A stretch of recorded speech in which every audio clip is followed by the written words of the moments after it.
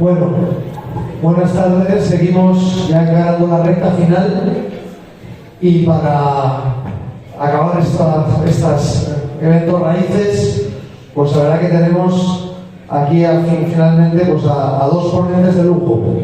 El primero de ellos es Gonzalo Rodríguez, también le conocéis por sus libros, al cual le conocéis también por El Aullido del Lobo, La Forja y la Espada, vídeos. Gonzalo es doctor en Historia, conocedor de la España antigua, del mundo celta, su tesis doctoral. Como decía, hay libros suyos aquí y de ese conocimiento pues ha profundizado mucho en lo que es la identidad de España, lo que nos caracteriza, lo que nos hace hispanos. Y a partir de ahí, pues creo que tiene pues también unas reflexiones muy importantes, clave para entender cuál es nuestro papel en la historia universal, el papel que hemos cumplido y el papel que nos toca cumplir. Sin más, os dejo con Gonzalo.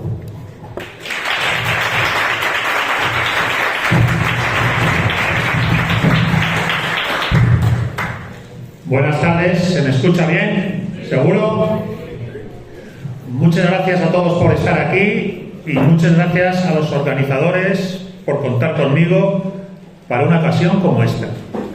Voy a hablaros de la necesidad de reencontrarnos con la tradición española, más aún del significado espiritual de dicho reencuentro con la tradición española. Reencuentro en el que nos jugamos el ser o no ser en un tiempo de encrucijada, en un tiempo en el que España misma, en su identidad, podría o diluirse o autodestruirse. Lo vemos. En primer lugar, ¿por qué reencuentro?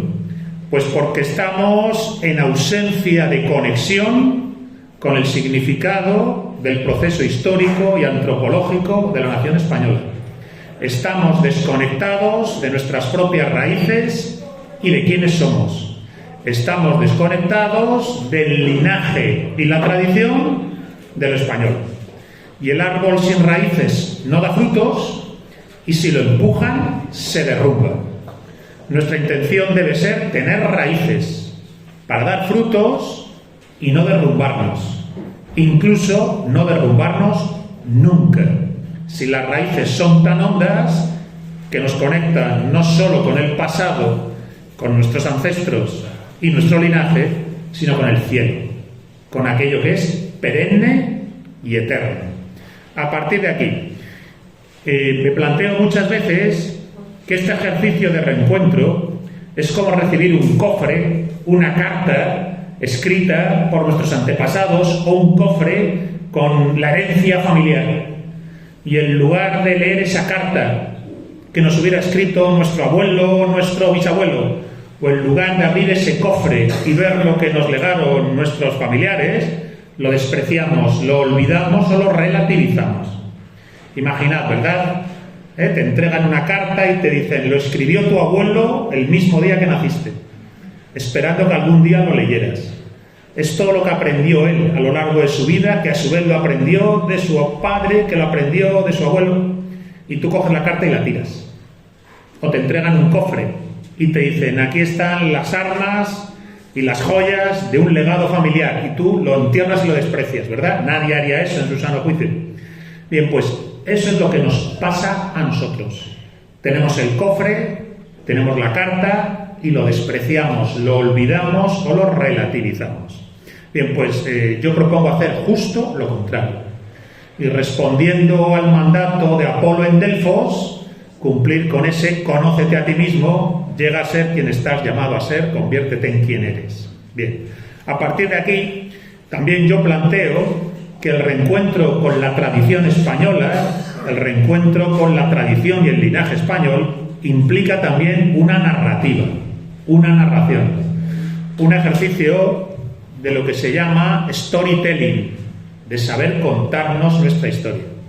Yo digo que el guardián de la tradición es, junto con el cazador y el recolector, la profesión más antigua de la humanidad.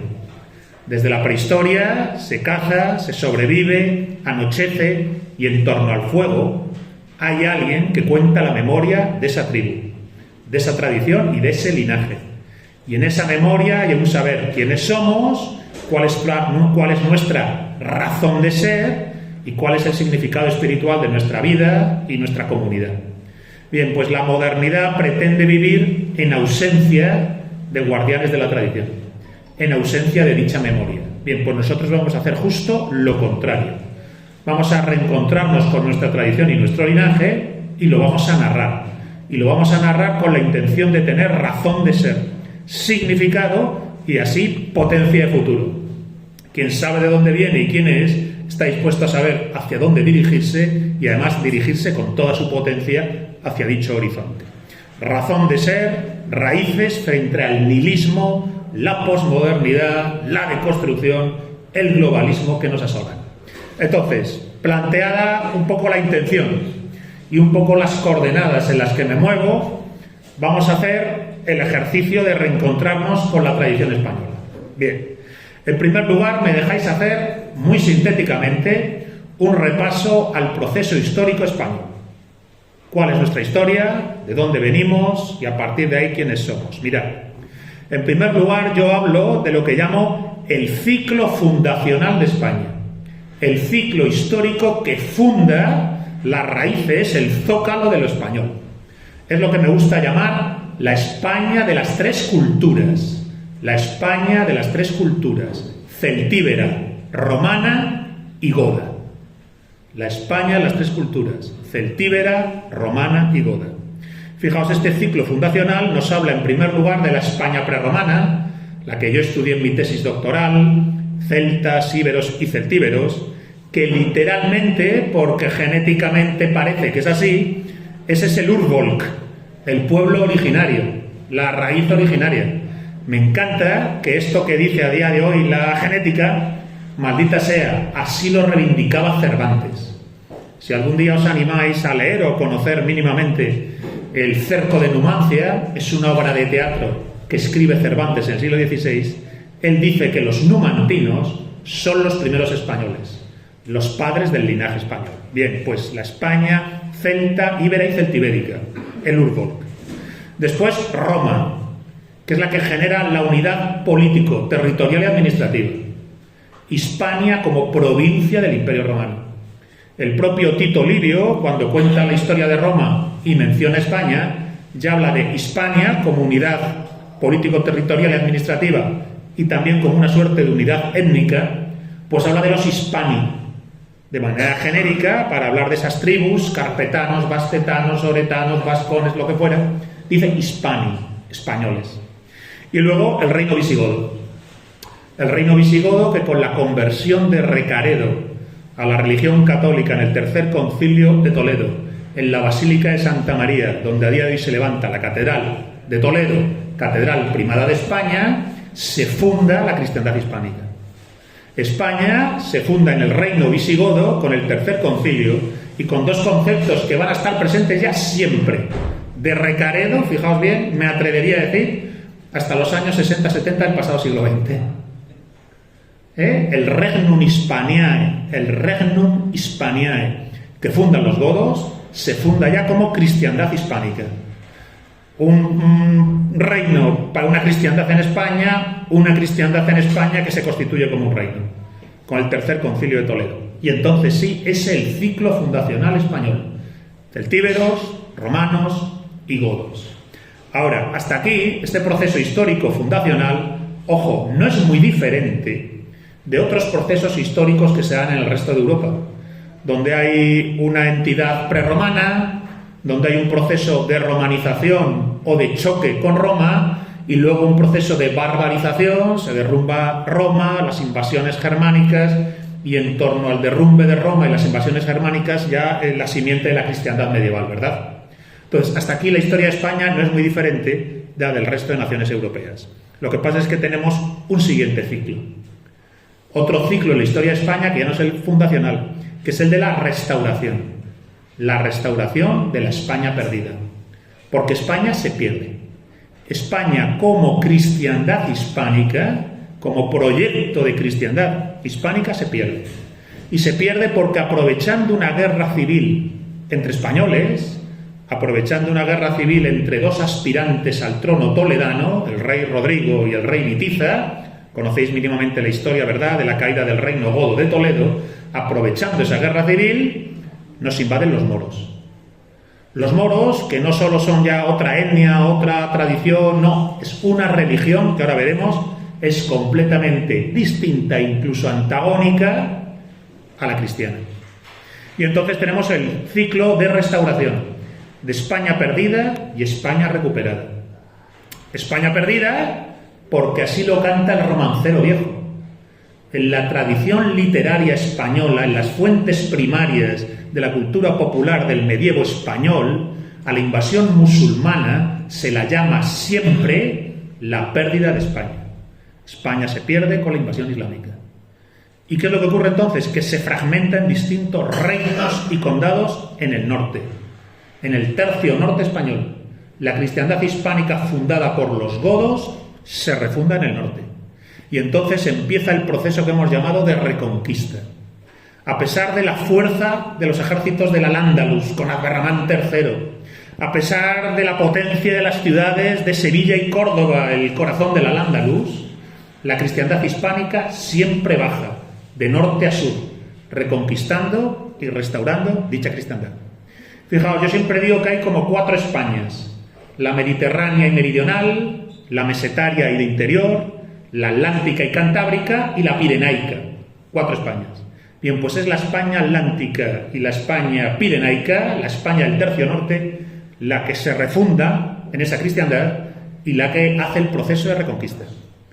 No tanto desde la España pirenaica, lo puedo desarrollar, la llamada marca hispánica, que mayormente hasta casi Alfonso I el Batallador, Navarra, Aragón y Cataluña, es, por decirlo así, una provincia de la Europa carolingia, sino sobre todo a través de esa matriz, de esa España refundada, de esa cristiandad refundada, que es Asturias, que es el reino de Asturias, que después se convierte en el reino de León, que se postula como imperio, como unidad que galvanice al resto de la cristiandad hispánica fragmentada. Entonces, España así como reconquista. España tiene un ciclo fundacional análogo al del resto de Europa, pero tiene en eso que llamamos reconquista algo diferente. España se pierde y se reconquista a sí misma, se restaura a sí misma y genera ya otra realidad: la España reconquistada, la España de la cristiandad restaurada. Una cristiandad restaurada y reconquistada que, hay que subrayar, se hace frente al Islam.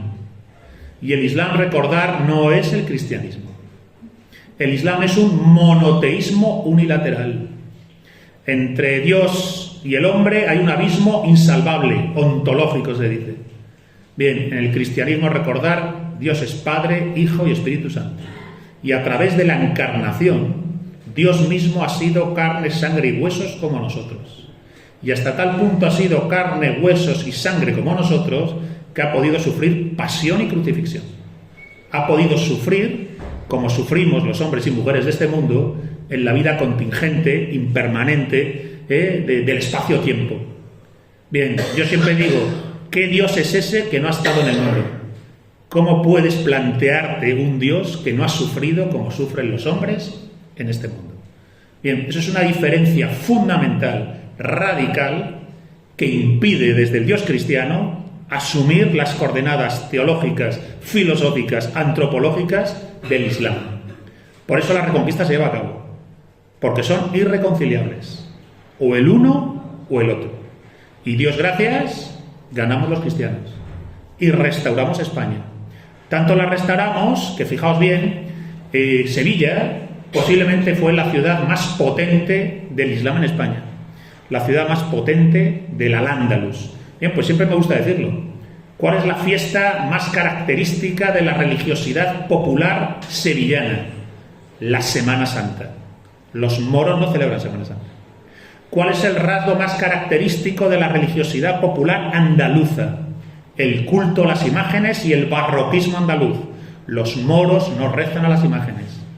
¿Y cuál es a su vez, dentro de dicho barroquismo, la devoción más característica de Andalucía, el culto a la Virgen María. Los moros, os podéis imaginar, no rezan a ninguna mujer. Así que, efectivamente, es empírico, hubo reconquista y hubo restauración. Y los españoles, a través de la reconquista, descendemos de las coordenadas filosóficas, teológicas, religiosas, espirituales y antropológicas, no de Almanzor, no de Abderramán III, sí de Fernando III el Santo, sí del rey Ramiro derrotando a Abderramán en la batalla de Simancas, sí de la carga de los tres reyes en las Navas de Tolosa.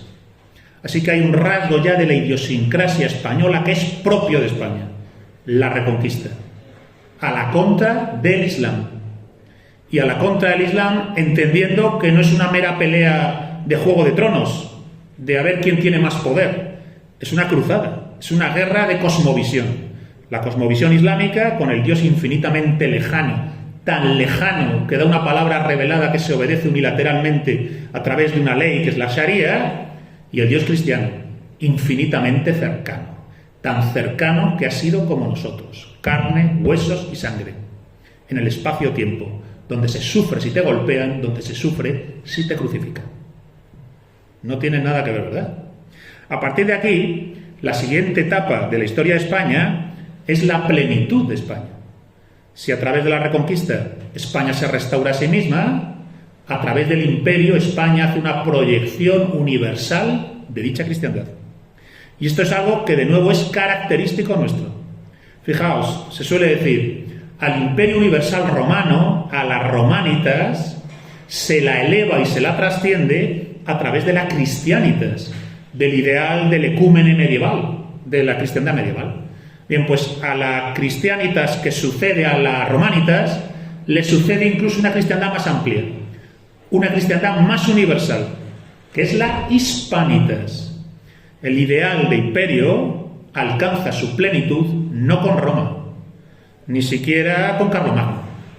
El ideal de imperio se alcanza con la España imperial, que es una cristiandad universal. Tan universal que está dispuesta a evangelizar a unos pueblos que viven en el calcolítico, que viven en el neolítico, que viven en una prehistoria precolombina en las Américas, para sacarles de la abominación de la antropofagia, para sacarles de la abominación de la tiranía antropófaga de los sumos sacerdotes aztecas y llevarles esa idea cristiana de la dignidad esencial de todo ser humano y de la idea de un libre albedrío que puede conducir al hombre por su mérito espiritual a merecer el cielo cuando muera. Esa idea de mérito espiritual, grabarla, que volveré sobre ella, pues es rasgo característico del cristianismo y es rasgo característico de la idiosincrasia española. Entonces, hemos tenido un ciclo fundacional, celtíberos, romanos y godos, y hemos tenido dos ciclos de idiosincrasia propia, reconquista e imperio. Cuando a mí me preguntan qué es España, yo digo, España no es liberalismo, España no es socialismo, España no es nacionalismo, España no es nada que tenga que ver con la Revolución Americana, España no es nada que surja de la Revolución Francesa, España no es nada que surja de la Revolución Soviética. España es reconquista e imperio. Reconquista de la cristiandad hispánica frente a Mahoma, proyección universal de dicha cristiandad reconquistada y restaurada. Ahora, si hemos visto estas tres etapas, hay otra siguiente etapa, porque los aquí presentes no vivimos en la España de la reconquista, ni vivimos en la España del imperio, ni en la de los celtíberos o los godos, ¿verdad? Vivimos en la España de la encrucijada. Y a la España de la encrucijada entre el ser y no ser, la encrucijada del ser y no ser, hemos llegado porque hay un cuarto ciclo histórico, que es el ciclo de la decadencia. Ciclo de la decadencia que comienza, a mi entender, podemos poner la fecha, con la paz de Westfalia, que se desarrolla durante el siglo XVIII con la llegada de los Borbones, y no tanto con los Borbones como esa segunda mitad del siglo XVIII que va implementando el absolutismo, la ilustración, las coordenadas filosóficas que han surgido en Europa al calor de la subversión protestante, y que en un proceso de alrededor de 250 años nos van llevando a la situación actual. Tenéis que pensar que en este ciclo de decadencia es cuando empieza la etapa de convulsión y guerra civil en España. La guerra de sucesión, la de 1714, ¿verdad?, es una guerra civil entre españoles y entre bandos. Las guerras carlistas son 3 guerras civiles.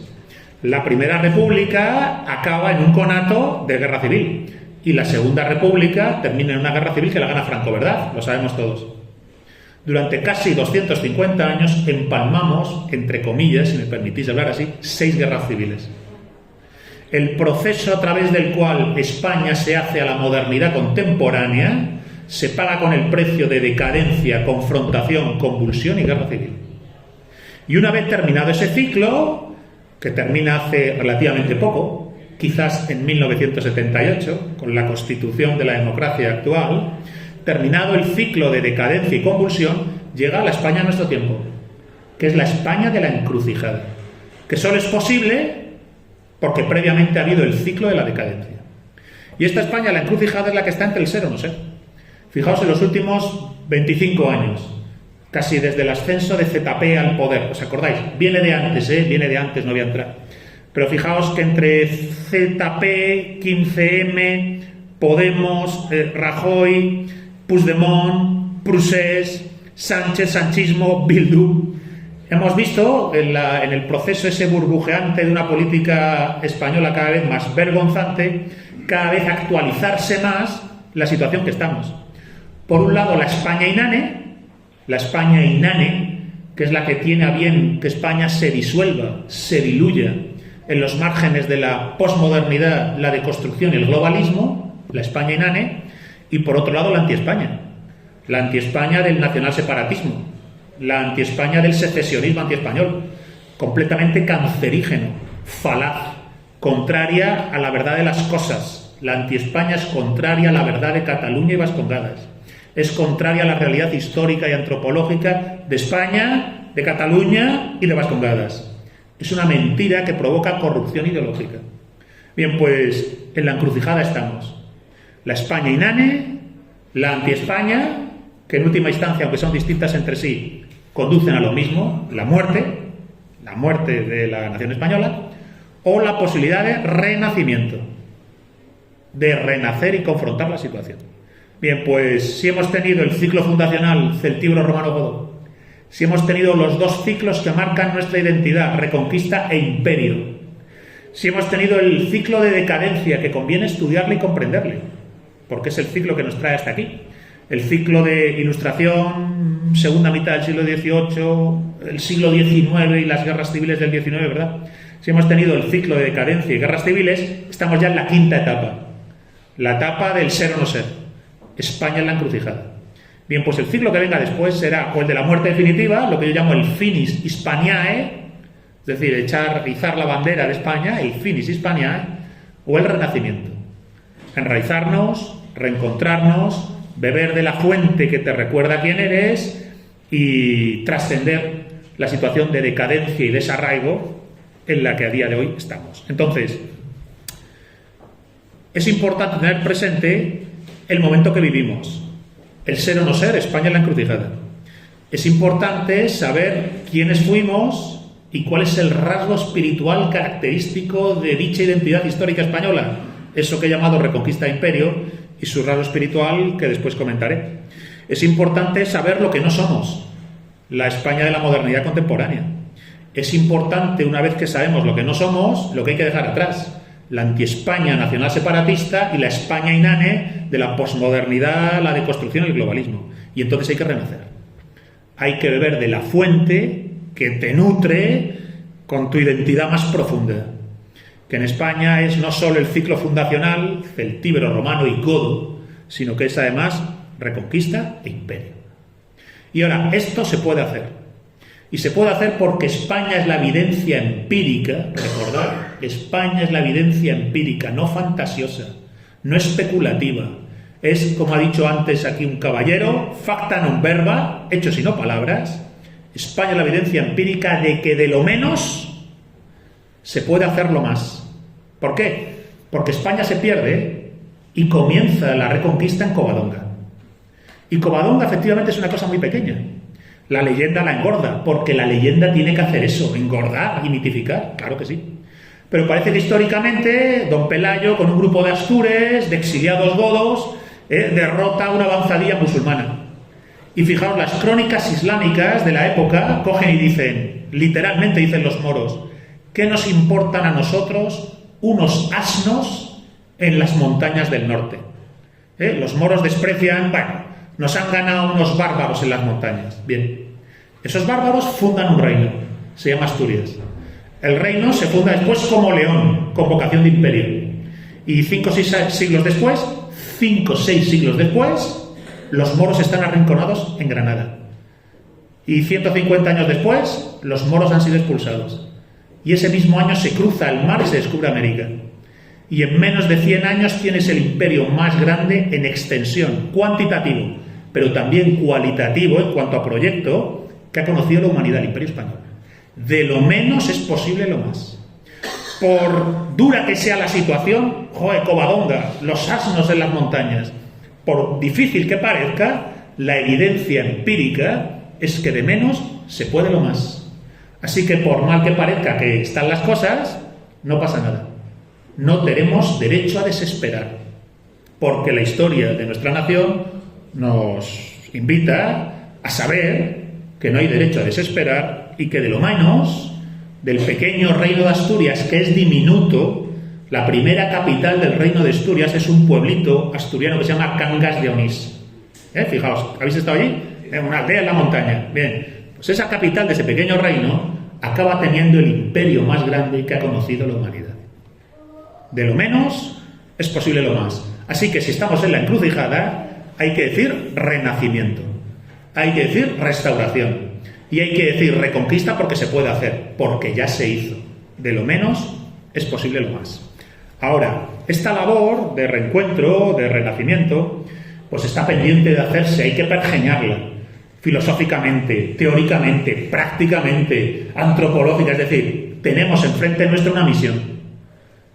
Constituirnos, forjarnos en las coordenadas, en el tipo humano, me atrevería a decir, capaz de hacer una restauración, una reconquista, capaz de proyectarse universalmente en un imperio. Por eso lo que tenemos por delante es una labor profunda en la que nos jugamos el ser o no ser, y al mismo tiempo la mayor misión y aspiración y hazaña que te puedes plantear, la que más de sentido y de razón de ser va a llenar tu vida. Entonces, a partir de aquí, si esto es el marco en el que yo veo que están las cosas, voy a intentar hacer un pequeño repaso, fijaos, un pequeño repaso de cosas que nos pueden inspirar como españoles. Entonces, fijaos, de la España prerromana, Viriato, Numancia, las guerras cántabras, los astures en el monte Medulio, la dama de Elche, la dama de Baza, la Falcata. De la España romana, Séneca, Trajano, Adriano, Marcial, el acueducto de Segovia, las ruinas de Mérida. De la España goda, Leovigildo, Recaredo, el tercer concilio de Toledo, San Isidoro, San Ildefonso, la idea de Regnum Hispaniae y de cristiandad hispánica. Fijaos, del medievo propiamente dicho con la invasión musulmana, las leyendas de la cueva de Hércules, la mesa de Salomón y Florinda la Cava en la caída de Toledo, don Pelayo, el reino de Asturias y la marca hispánica, la España pirenaica, Navarra, Aragón, Cataluña, los tres Alfonsos del reino de Asturias, Beato de Liébana, la batalla legendaria donde Santiago Matamoros llega en el trueno y se convierte en el dios guerrero de la España reconquistadora, y efectivamente el rey Ramiro derrotando a los moros en Simancas y diciendo que Santiago Matamoros ha conducido su espada, y la reconquista de Toledo, y el cantar de Miocid, y Alfonso I el batallador, y Jaime I tomando Valencia, y Aragón proyectándose en el Mediterráneo, y los almogávares gritando desperta Ferro, y las navas de Tolosa, la carga de los tres reyes, Fernando III el Santo, Alfonso X el Sabio, la batalla del Salado, Isabel y Fernando y la toma de Granada. Madre mía, qué maravilla. Y en todo este proceso el romancero viejo, el romance del conde Arnaldos, el código de las 7 partidas, las cántigas de Alfonso X el Sabio, Ramón Llull y el concepto de Rex Velator y la historia general de España que escribe Alfonso X el Sabio. y todo este proceso de reconquista con el Dios uno y trino, el Dios que ha sido carne, huesos y sangre, que como nosotros conoce la violencia de la sangre, de la cruz, del sufrimiento, del desengaño. Ojo, no es el Dios maometano, que está infinitamente lejos y dicta a través de un ángel a Mahoma lo que hay que hacer unilateralmente. Es un Dios que dice, yo estaba aquí contigo. He sufrido como sufrirás tú. Toma ya. Bien, pues ese mismo proyecto de cristiandad hispánica, hemos dicho que tras la reconquista hace el imperio. Y lo del imperio es una pasada. Es una fuente en la que beber todo el rato. Fijaos, Hernán Cortés, Pizarro, Cabeza de Vaca, Almagro, el Gran Capitán, Elcano, la Escuela de Salamanca, la Universidad de Alcalá, el Cardenal Cisneros, Cervantes, Lope, Quevedo, Santa Teresa, San Juan de la Cruz, Velázquez, el Greco, Murillo, Fray Luis de León, San Ignacio de Loyola, la Celestina, el Lazarillo, el Burlador de Sevilla, Don Quijote, el Amadís de Gaula. Y ojo, en todo este proceso del Imperio Español, las coordenadas de nuevo de ese Dios uno y trino, de una cristiandad hispánica. Una cristiandad hispánica que va a tener que pelear en Europa contra la subversión protestante, que va a tener que luchar en el Mediterráneo contra el fanatismo islámico y que al otro lado del mar va a conquistar las Américas y se va a enfrentar a la abominación irracional de la antropofagia azteca. Hernán Cortés, libertador de los pueblos de Mesoamérica de la tiranía azteca. Me gusta decir siempre Hernán Cortés, Premio Nobel Perpetuo de la Paz, porque pacificó Mesoamérica de la monstruosidad aberrante de los aztecas. Y todo esto conforme a la antropología que en el siglo de oro llamaban de la gracia suficiente y eficiente. Frente a la subversión protestante, que dice que estamos capados espiritualmente frente a Dios, la idea de una cristiandad hispánica que subraya que el argumento de vida es hacer mérito espiritual para la santidad y el heroísmo, merecer el cielo cuando mueras. La idea de hacer mérito espiritual para la gloria es el centro fundamental del ideal de santidad y del ideal de heroísmo que está en esa tradición española. Y que es una cosa muy antigua. Está en la arete de los griegos, está en la virtus de los romanos, está en la ética heroica y espiritualidad heroica de celtas y germanos. Es algo que está dentro de nosotros desde siempre. Bien, pues en la idea de una gracia que invita a hacer mérito espiritual, pues es suficiente y eficiente para, por el libre albedrío, hacer ese mérito y por ende en la muerte merecer el cielo, merecer la gloria, es clave fundamental para entender entonces qué es eso de una cristiandad hispánica. Es vivir de un modo tal que aspires al heroísmo o a la santidad. Y aunque parezca que no puedas, porque somos mediocres humanos, limitados y condicionados, ¿verdad? La naturaleza quebrada de la que habla el Quijote, aunque parezca que no puedas, esforzarte en la virtud. Y decir, yo me dedico a hacer mérito para merecer la gloria. Y desde ahí todo lo demás.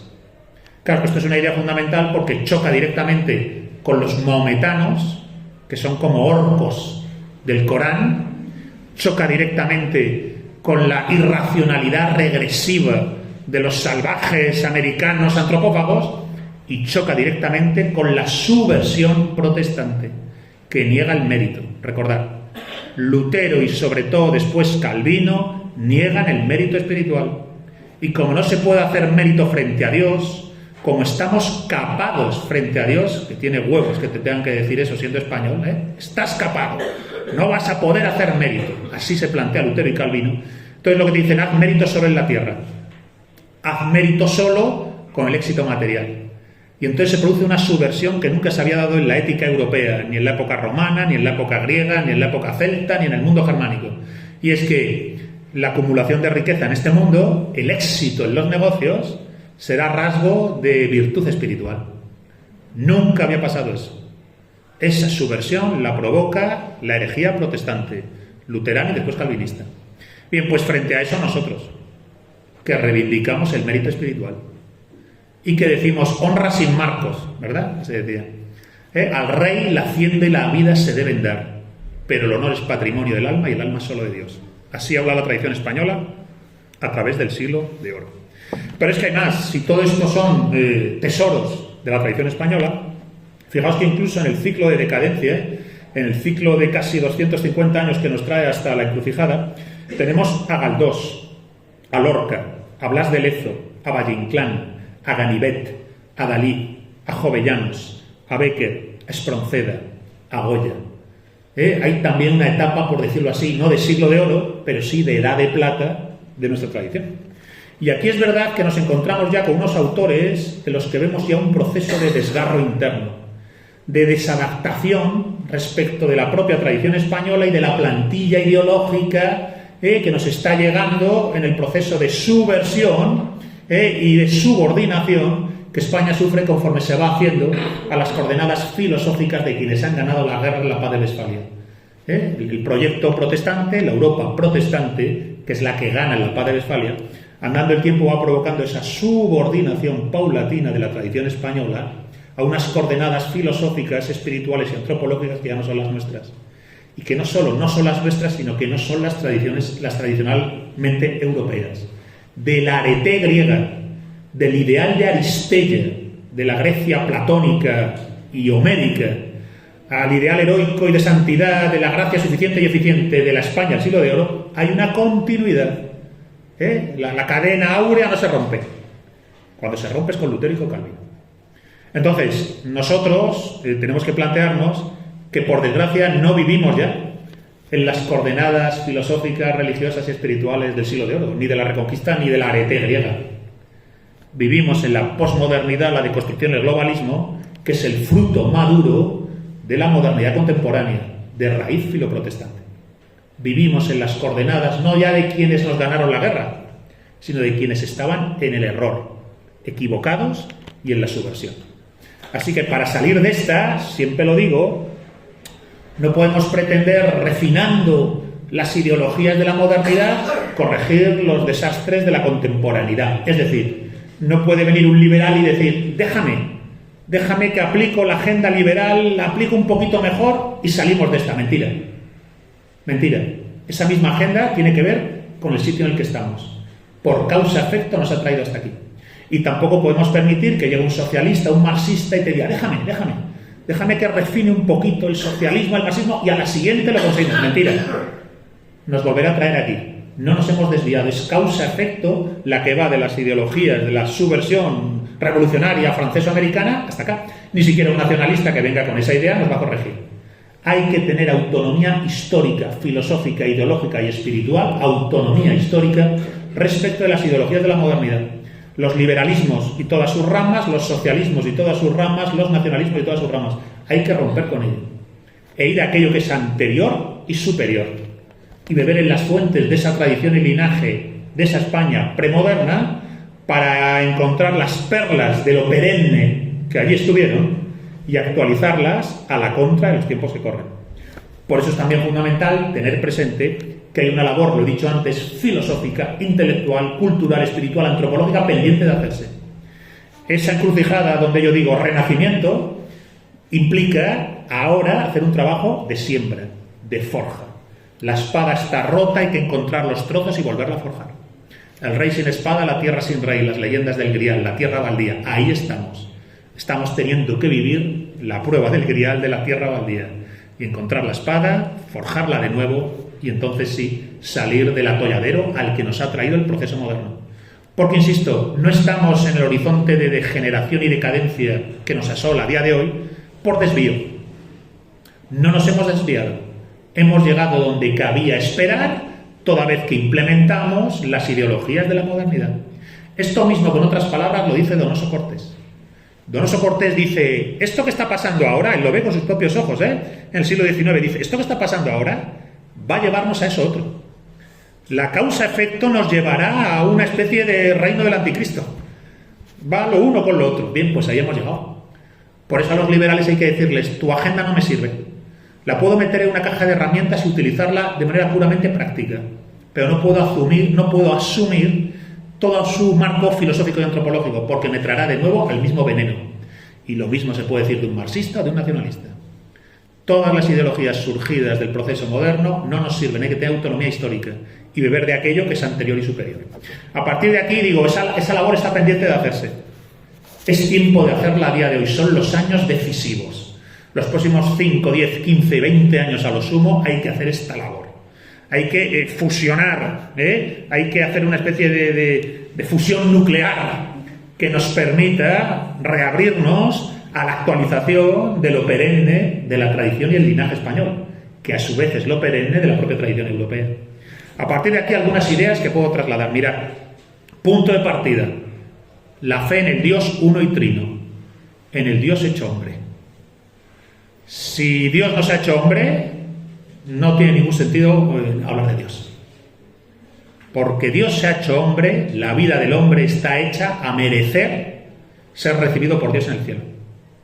Porque Dios se hace hombre y sufre lo que implica esto. Bien, pues entonces desde ese mismo sufrimiento que implica esto, se nos abren las puertas del cielo. El Dios uno y trino implica necesariamente vivir conforme a un horizonte de mérito espiritual. Y esto está en el corazón mismo de la tradición española a través del barroco. El barroco español, que es el rasgo característico del siglo de oro, es esa idea de que la vida y la muerte van de la mano. Y entonces en lo terrenal, la vida y la muerte son una vía hacia lo celestial.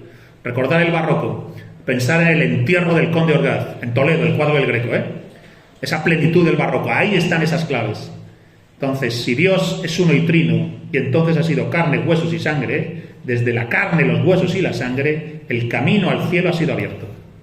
Hay mérito espiritual y el horizonte de vida es el heroísmo y la santidad. Y a partir de aquí, entonces, la antropología del honor. El mérito espiritual implica una antropología del honor. Lo he dicho antes, el teatro español del siglo de oro. La famosa frase, al rey la hacienda y la vida se deben dar, pero el honor es patrimonio del alma y el alma es solo de Dios. Recordar, esto es una obra de teatro donde un funcionario del rey pretende abusar de la hija de un humilde campesino. Y el humilde campesino dice, me cargo al funcionario, le mato. Y le dicen, no puedes hacer eso. No puedes hacer eso que atacarías directamente al rey. Le dice, no, cuidadito. El rey que me pida lo que haga falta. Soy súbdito leal al rey. La vida y la hacienda se la doy. Pero el honor que no me lo toque. Porque el honor es patrimonio del alma y el alma es solo de Dios. Pero hay más. La fe en el Dios uno y trino, en el Dios hecho carne, la vida en la antropología del honor, la ética del honor, la patria como el compromiso con la fe trinitaria y con el honor, la patria en primer lugar como una suerte de idea que galvaniza a los pueblos y a las personas en torno a la fe del Dios uno y trino y en torno a la antropología del honor. Y por último, un rasgo característico del alma de España y que aparece en esa maravilla, no siempre comprendida, de la literatura picaresca, de cierta socarronería en el teatro de Lope de Vega, y que es lo que llamo yo el donaire. Donaire es un concepto que se extrae del siglo de oro y que es vivir con desafectación, ponerse el mundo por montera, tomarse la vida como viene, sin angustia existencial, sin ansiedad y depresión. ¿Cuál es el rasgo característico de la posmodernidad? Una sociedad llena de personas depresivas, insomnes, angustiadas, ansiosas. Justo lo contrario es la desafectación del teatro español del siglo de oro, el donaire de las comedias de Lope de Vega. La vida te la tomas como viene y ya me apañaré con lo que venga, que no lo voy a calcular, si aquí estoy de paso. Si el destino de todas las cosas es la muerte, si todo lo que me rodea es impermanente, transitorio y efímero, y el honor es quien me dice quién soy, y la fe en el Dios uno y trino me dice hacia dónde tengo que ir, esa tranquilidad te permite vivir con esa alegría y ese donaire. Pues en esta vida, más allá de todos esos agobios, en esta vida todo es sueño, y los sueños, sueños son. Calderón de la Barca. ¡Viva España, cojones!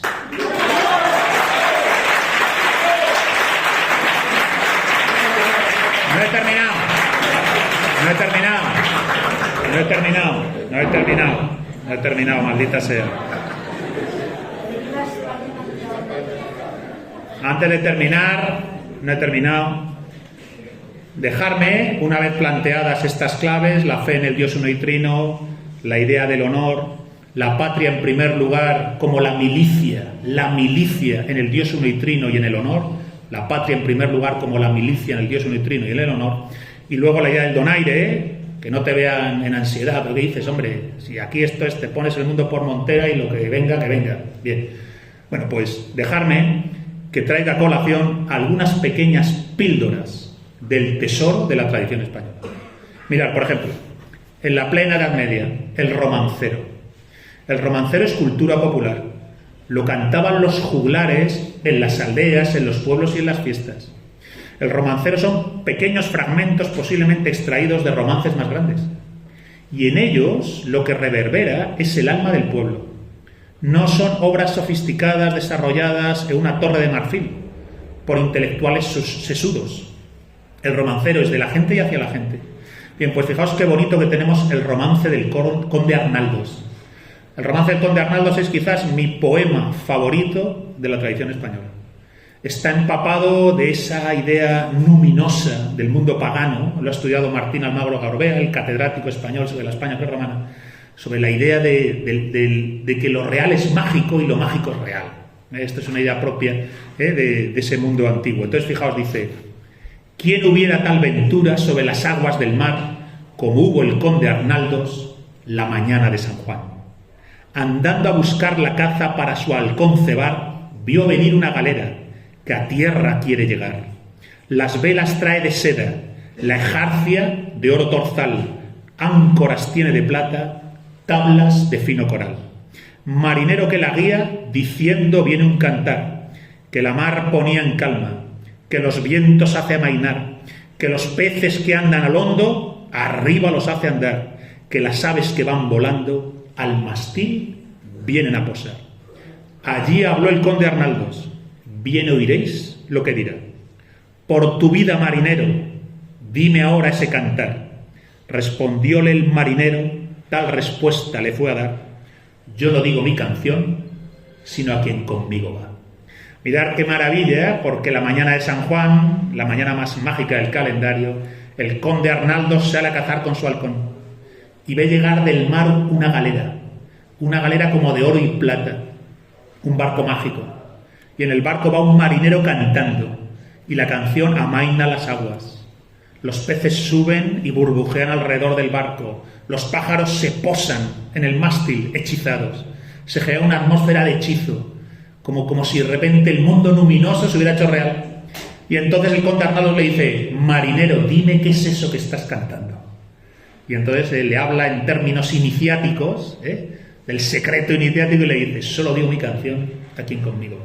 Solo quien está en el conocimiento profundo puede pasar al reino encantado. Un cuento de hadas concentrado en un romance de la España medieval. Pedazo de maravilla. Pero hay más, mirad. Jorge Manrique, coplas a la muerte de su padre. Un rasgo característico de la tradición española: el desengaño, la experiencia de la muerte. Esto es una palanca de fuerza. España tiene presente en su tradición el finis gloria mundi. Todas las glorias del mundo son cenizas. España tiene presente en su tradición el memento mori, vas a morir. ¿Qué es lo primero que sabes de esta vida? No sabes nada, salvo una cosa: vas a morir. Eso está presente en la tradición española. El mundo moderno es justo lo contrario. Nunca recuerda que va a morir y nunca piensa que todo es impermanente, transitorio y efímero. Todo, hasta el sol, se apagará. ¿O creéis que no? ¿En cuánto tiempo? En miles de millones de años. ¿Qué son miles de millones de años en la cuenta del absoluto de Dios? Un parpadeo, ¿verdad? Todo es efímero y transitorio. El desengaño de querer abrazar la vida como si fuera permanente. Esa es una clave de la tradición española. Y entonces Jorge Manrique dice: fijaos, esto debería estar grabado en el frontispicio de toda casa española. Dice: recuerde el alma dormida, avive el seso y despierte, contemplando cómo se pasa la vida, cómo se viene la muerte, tan callando. Cuán presto se va el placer, cómo después de acordado da dolor, cómo a nuestro parecer cualquier tiempo pasado fue mejor. Nuestras vidas son los ríos que van a dar a la mar, que es el morir. Allí van los señoríos, derechos a su acabar y consumir. Allí los ríos caudales, allí los otros medianos y más chicos, y llegados son iguales los que viven por sus manos que los ricos. Y fijaos lo que dice ahora. Dice: este mundo es el camino para el otro, que es morada sin pesar, mas cumple tener buen tino para andar esta jornada sin errar. Partimos cuando nacemos, andamos mientras vivimos y llegamos al tiempo que fenecemos. Así que cuando morimos, descansamos. Tradición española, Jorge Manrique, coplas a la muerte de su padre. Toma ya. Pero hay más, mirad. Dejadme que me acerque a uno de los momentos para mí más intensos y más reveladores de la tradición española. En la Celestina, ¿la conocéis? La bruja española por excelencia. Mediante un sortilegio de amor, apaña el amor entre Calisto y Melibea. Pero lo ha hecho con un conjuro, invocando al demonio. ¿Os acordáis del conjuro de la Celestina? Yo te invoco, triste Plutón, señor de los fuegos sulfúreos, señor de la corte dañada. Invoca al demonio para preparar el sortilegio de amor. Y Calisto y Melibea tienen entonces un amor intoxicado de nigromancia. Y sale mal. Recordar que Melibea se suicida. Es una obra trágica, cuyo argumento se cierra con la experiencia de nuevo del desengaño. Solo quien sostiene la mirada al desengaño es fuerte. Solo quien sostiene la mirada al desengaño es fuerte. La tradición española se basa en asumir eso y ser fuerte. Eso es el barroco. El barroco que dice vida y muerte van de la mano, pérdida y ganancia van de la mano, y es por eso que van de la mano que puedes abrirte a la trascendencia, porque Cristo mismo tuvo experiencia del dolor y el desengaño. Y entonces, fijaos, dice, se muere Melibea suicidada y le dan la noticia a su padre. El padre recibe la noticia de que su hija adolescente se ha suicidado. El padre es un hombre rico, ha acumulado grandes haciendas, es un comerciante. Es un comerciante que ya ha conseguido, mediante los amigos del comercio que decías Cotado, ya se ha forrado. De poco le va a servir. Fijaos, dice, cuando recibe la noticia, este lamento, el padre se llama Pleberio, yo creo que el lamento del padre de Melibea es una obra maestra de la literatura y de la filosofía española, dice, ¿para quién edifiqué torres? ¿Para quién adquirí honras? ¿Para quién planté árboles? ¿Para quién fabriqué navíos? Oh fortuna variable, ministra y mayordoma de los temporales bienes, ¿por qué no ejecutaste tu cruel ira, tus mudables ondas, en aquello que a ti te es sujeto? ¿Por qué no destruiste mi patrimonio? ¿Por qué no quemaste mi morada? ¿Por qué no asolaste mis heredamientos?